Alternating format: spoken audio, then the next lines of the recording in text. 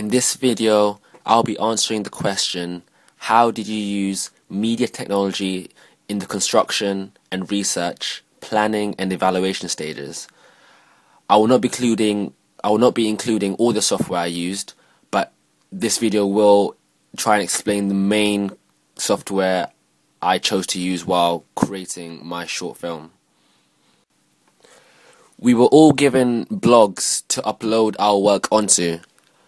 The blog was an easy way to keep all your work up to track and make them more accessible to anyone who wanted to see the work, such as an invigilator. You could edit your blog at any time you felt like to improve it or change any mistakes you could have made.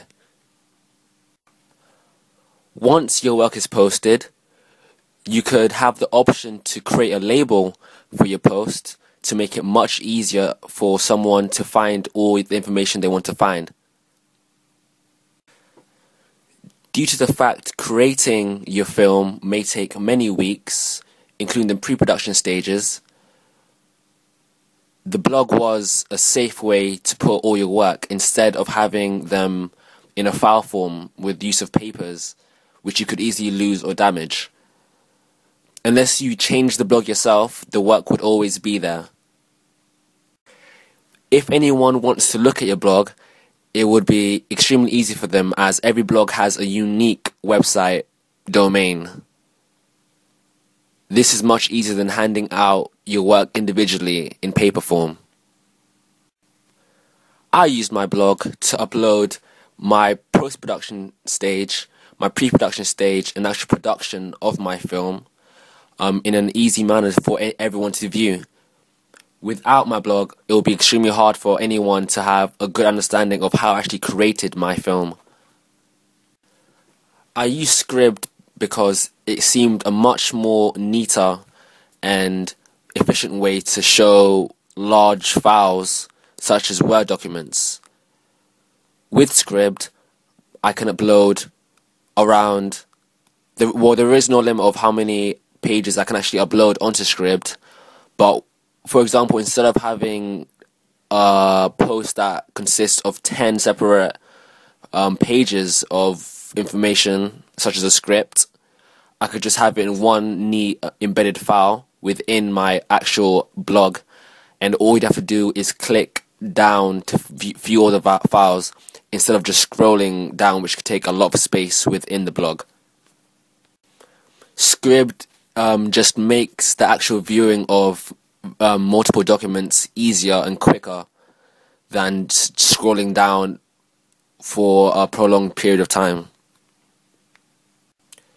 Using Prezi instead of a normal Word document to present an idea, such as potential target audience, makes reading a lot less tedious, because the way Prezi presents the actual work is there are very different formats, titles, and layouts.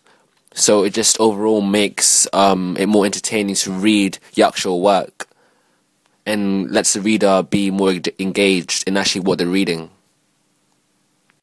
I used Prezi whenever I felt I had a lot of words on an actual post, and Prezi would make it less messy and more neater to actually post all that information, because it's just in one embedded file that you can easily open.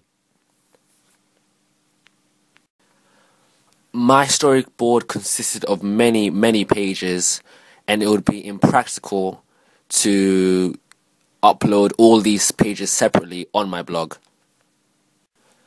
So I therefore used Picasa to upload all the separate pages once scanned onto my computer into one easy-to-use file. Picasa is also a very good way of storing my storyboard. Instead of having many separate sheets, I could just scan them onto the computer, upload them all onto this Picasa site, and they would always be there without worry of losing them or damaging them. YouTube incorporates millions of videos, and for my research I actually viewed a lot of these videos to have a better idea of how short films are made, the conventions, and what I should follow.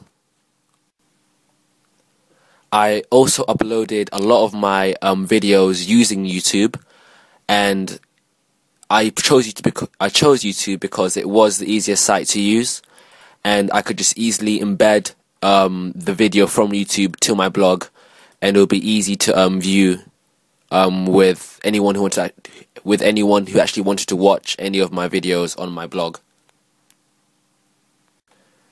YouTube also has a statistic box under the videos, and once pressed you can view who watched the videos, where they were actually from, and the age and gender of the actual audience. This was extremely useful during secondary research when I was gaining information on who watched what type of short films, and I implemented this in my actual production stage of when I was creating my short film. So this little feature made it much easier for me to gain information I could possibly not gain otherwise without YouTube.